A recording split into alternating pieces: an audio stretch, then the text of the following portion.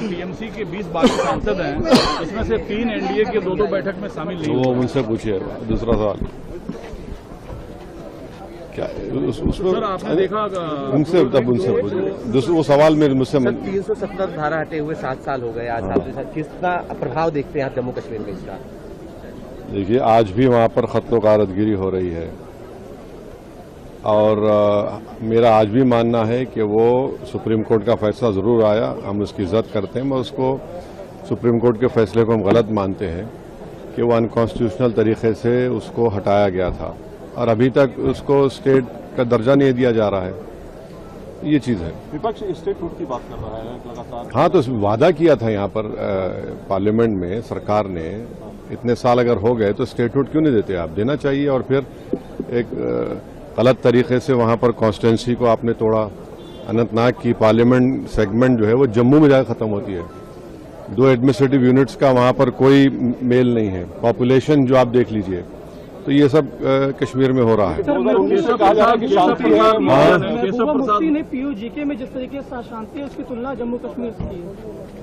PoJK में जो हो रहा है मैं उसको कंडेम करता हूं। जिस तरीके से वहां पर लोगों को मारा जा रहा है वहां की सरकार की तरफ से, मैं उसको कंडेम करता हूं। केशव प्रसाद मौर्य ने मदरसा पर सवाल उठाया ये कहते हुए कि मदरसा में जो लोग पढ़ते हैं वो किस माइंडसेट के बनते हैं, ये सब मदरसे से आतंकवादी निकलते हैं।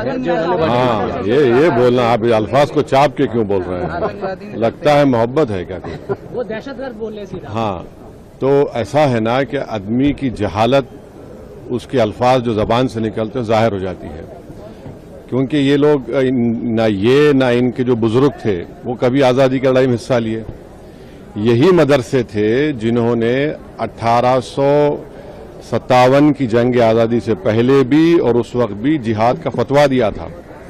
अल्लामा काफी कौन थे, मुरादाबाद के थे, जो फांसी पर चढ़ गए। उन्होंने जिहाद का फतवा दिया और 3 दिन में फांसी की सजा हो गई। पूरे उलमाए कराम को उनको फांसी दे दी गई थी। तो प्रॉब्लम केशव प्रसाद मौर्य की सोच में है, क्योंकि उनकी जो आइडियोलॉजी संघ परिवार से ताल्लुक है। संघ परिवार का तो कोई लोग मरा ही नहीं ना जंग आज़ादी की लड़ाई में। उलमाए कराम अपनी जानों को दिए और इसीलिए उनकी जहालत और उनकी नफरत इस्लाम और मुसलमानों के जिक्र आती है। तो उनको चाहिए कि हिस्ट्री पढ़ें। अगर उनको पढ़ना नहीं आता तो किसी से पढ़वा लें और देख लें, उनको समझ में आ जाएगा। और मैं कंडेम करता हूं, मदरसों से दुश्मनी क्यों है आपको?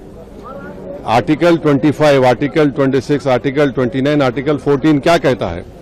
तो ये बात कर रहे हैं तवज्जो हटाने के लिए, राम मंदिर से चोरी जो हुई है इसीलिए तवज्जो हटाने के लिए इस तरह की बकवास अनाप शनाप बक रहे हैं। गिरिराज सिंह ने आज कहा है कि महबूबा मुफ्ती आतंकी हैं। आज सुबह उन्होंने कहा, अरे भाई, आप ही तो अलायंस किए थे उनके साथ, बैठ के आपने ढोकला खाया था उनके साथ, वो क्या था फिर?